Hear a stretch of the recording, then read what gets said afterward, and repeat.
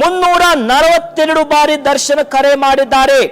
ಉಳಿದ ಆರೋಪಿಗಳಿಗೆ ದರ್ಶನ್ ಕರೆ ಮಾಡಿಲ್ವಾ ಅಂತ ಜಡ್ಜ್ ಏಕ ಸದಸ್ಯ ಪೀಠದಲ್ಲಿರುವಂತಹ ನ್ಯಾಯಾಧೀಶರು ವಿಶ್ವಜಿತ್ ಶೆಟ್ಟಿ ಅವರು ಪ್ರಶ್ನೆ ಮಾಡಿದ್ರು.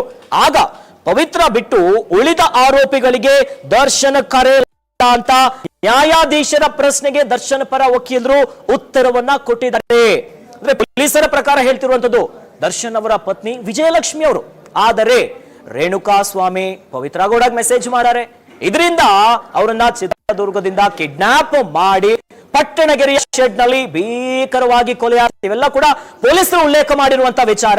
ಹೀಗಾಗಿನೇ ಮತ್ತೆ ವಿಚಾರಣೆಯ ಹೊತ್ತಿನಲ್ಲಿ ಮತ್ತೊಂದಿಷ್ಟು ವಿಚಾರಗಳನ್ನ ಗಮನಿಸೋದಾದ್ರೆ ಪೊಲೀಸರ ಪ್ರಕಾರ ಪವಿತ್ರ ಗೌಡ ದರ್ಶನ್ ಅವರ ಗರ್ಲ್ ಫ್ರೆಂಡ್. ಅಂದ್ರೆ ಚಾರ್ಜ್ ಶೀಟ್ ನಲ್ಲಿ ಎಲ್ಲ ವಿಚಾರಗಳು ಉಲ್ಲೇಖ ಆಗಿರೋದು. ಹಾಗಾಗಿ ಪವಿತ್ರ ಗೌಡಗೆ 342 ಬಾರಿ ದರ್ಶನ್ ಕರೆ ಮಾಡಿದ್ದಾರೆ. ಉಳಿದ ಆರೋಪಿಗಳಿಗೆ ದರ್ಶನ್ ಕರೆ ಮಾಡಿಲ್ವಾ ಅಂತ ಜಡ್ಜ್ ದರ್ಶನ್ ಪರ ವಕೀಲರಿಗೆ ಪ್ರಶ್ನೆಯನ್ನ ಮಾಡ್ತಾರೆ.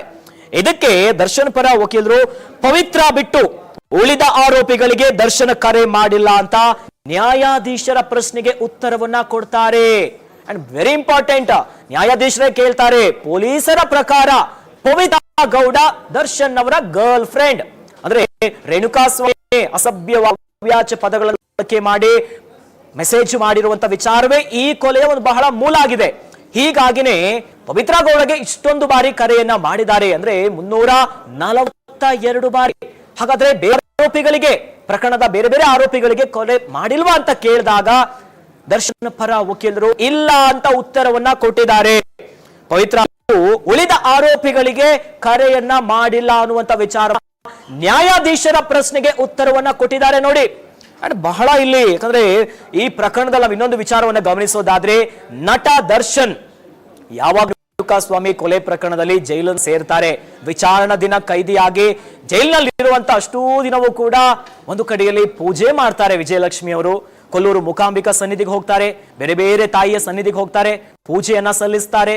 ಇನ್ನು ಅನೇಕ ಬಾರಿ ಬಟ್ಟೆಯನ್ನ ತಂದು ಕೊಡ್ತಾರೆ, ಊಟವನ್ನ ತಂದು ಕೊಡ್ತಾರೆ. ಪರಪ್ಪನ ಅಗ್ರಹಾರದಲ್ಲಿರುವ ಹೋಗ್ತಿದ್ರು, ಬಳ್ಳಾರಿ ಗಿಫ್ಟ್ ಆದ್ಮೇಲೂ ಹೋಗ್ತಾ ಇದ್ರು.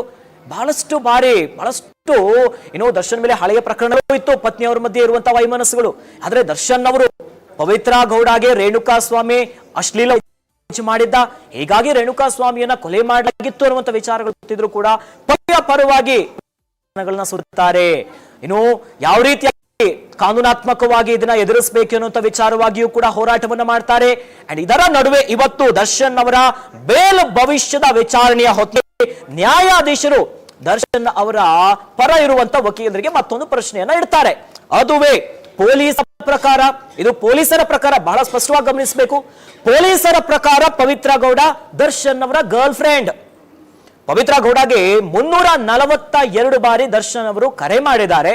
ಉಳಿದ ಆರೋಪಿಗಳಿಗೆ ಕರೆ ಮಾಡಿಲ್ವಾ ಅಂತ ವಿಶ್ವಜಿತ್ ಶೆಟ್ಟಿ ಅವರು ಏಕ ಸದಸ್ಯ ಪೀಠದ ಜಡ್ಜ್ ಪ್ರಶ್ನೆ ಮಾಡ್ತಾರೆ.